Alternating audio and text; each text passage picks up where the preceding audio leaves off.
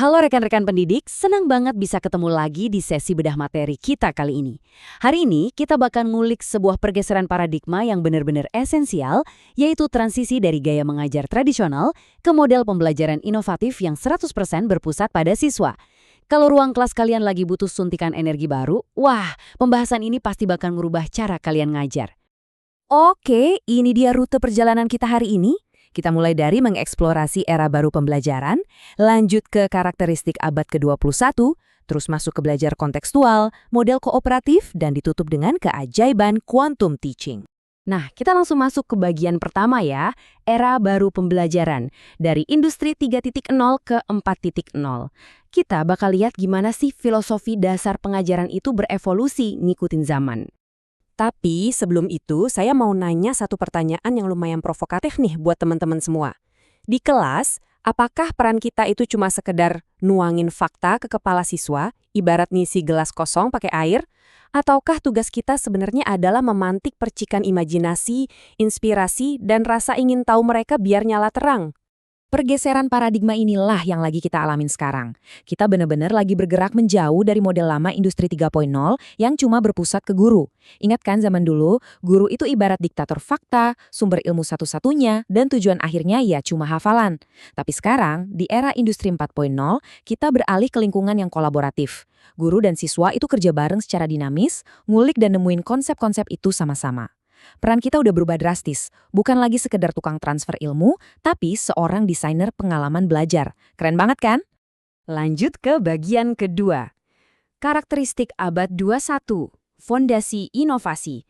Karena kita udah paham arah perubahannya, sekarang mari kita bedah karakteristik fundamental apa aja sih yang jadi fondasi instruksional modern ini. Rencana pembelajaran yang inovatif itu wajib banget ngintegrasiin elemen-elemen inti ini. Kita udah harus move on dari sekedar kemampuan baca tulis dasar, teman-teman. Pembelajaran modern menuntut yang namanya integrasi TPP-CHK, yaitu peleburan antara teknologi, pedagogi, dan konten materi. Terus ada juga pendekatan lintas ilmu kayak STEAM, kecakapan 4C untuk komunikasi dan berpikir kritis, sampai ke penguatan pendidikan karakter atau PPK.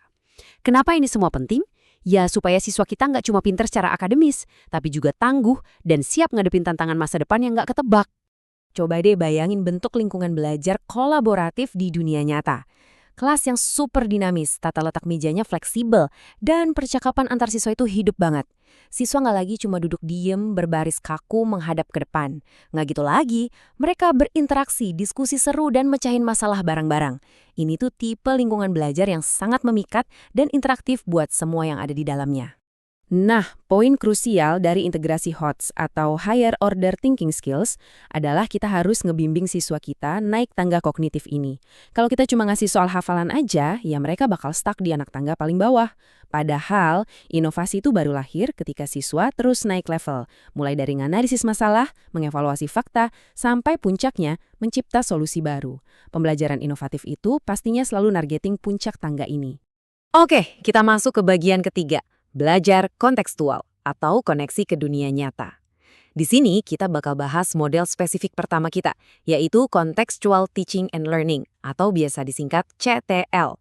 Dan gimana model ini dibangun langsung di atas pondasi abad 21 yang baru aja kita obrolin. Jujur, saya suka banget sama konsep ini. Tujuannya tuh jelas banget. Bikin pendidikan jadi jauh lebih bermakna dengan cara nambahin teori-teori abstrak ke realitas keseharian siswa. Begitu mereka sadar kalau rumus matematika atau konsep fisika itu beneran bisa dipakai buat mecahin masalah di rumah atau lingkungan main mereka, percaya deh minat belajar mereka bakal langsung meroket. Buat nerapin CTL ini di kelas, kalian perlu merajut 7 komponen utamanya. Mulailah dari konstruktivisme, di mana kita biarin siswa nyusun pengetahuannya sendiri secara aktif. Habis itu, dorong mereka buat nemuin jawaban lewat inquiry, dan biasakan mereka berpikir kritis lewat proses bertanya. Dan di ujung prosesnya, pastikan kalian pakai penilaian autentik. Maksudnya apa? Ya nilai apa yang benar-benar bisa mereka praktekin, bukan sekedar nilai dari selembar kertas ujian pilihan ganda.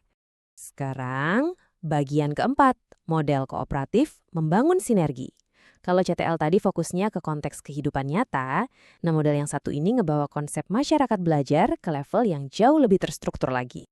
Ini krusial banget buat dipahami teman-teman. Pembelajaran kooperatif itu nggak sesederhana nyuruh anak-anak duduk berkerumun terus ngebiarin mereka ngerjain tugas sendiri-sendiri. Wah, sama sekali bukan gitu. Ini tuh sebuah desain ketergantungan yang benar-benar terstruktur. Mereka dibentuk dari kelompok yang kemampuannya beda-beda, lalu dikasih satu tujuan bersama yang didesain sedemikian rupa sehingga kesuksesan saya secara langsung bergantung sama kesuksesan kamu. Supaya sinergi ajaib itu bisa jalan efektif dan nggak ada dinamika kelompok yang timpang, kalian wajib banget masukin 5 elemen ini. Tentu, ketergantungan positif dan interaksi tatap muka itu harga mati. Tapi tolong perhatiin poin nomor 2, tanggung jawab perseorangan. Meskipun seluruh kelompok dapat apresiasi bareng-bareng, tiap individu di dalamnya itu tetap dituntut pertanggungjawabannya secara ketat terhadap bagian tugas mereka masing-masing. Jadi nggak ada ceritanya tuh siswa yang cuma numpang nama doang. Semuanya wajib berkontribusi. Dan akhirnya, kita sampai di bagian kelima, quantum teaching, harmoni ruang kelas. Ini benar-benar soal keajaiban di dalam kelas, di mana konsep ini memposisikan kalian itu layaknya seorang konduktor yang lagi mimpin sebuah orkestra simfoni besar. Konsep ini mencampurkan teknik teaching dengan apresiasi terhadap siswa, membuat kelas itu yang asyik, dan yang pastinya siswa-siswa suka dalam menerima pembelajaran yang baru. Filosofi utamanya itu luar biasa banget. Bawalah dunia mereka ke dunia kita, dan antarkan dunia kita ke dunia mereka. Ini tuh semacam pengingat buat kita semua. Kalau sebelum kita lempar rumus atau teori yang jelimet, kita tuh harus masuk dulu ke realitas siswa. Coba deh kaitin materinya sama hobi mereka, olahraga kesukaan mereka, atau musik yang lagi mereka dengerin. Dengan gitu, kita dapat semacam izin dari mereka untuk mandu mereka masuk ke dunia akademis kita.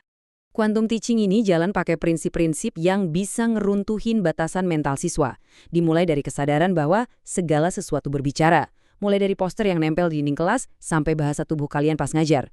Terus ada pengalaman mendahului penamaan. Intinya, biarin siswa ngerasain pengalamannya dulu sebelum kita kasih label formalnya.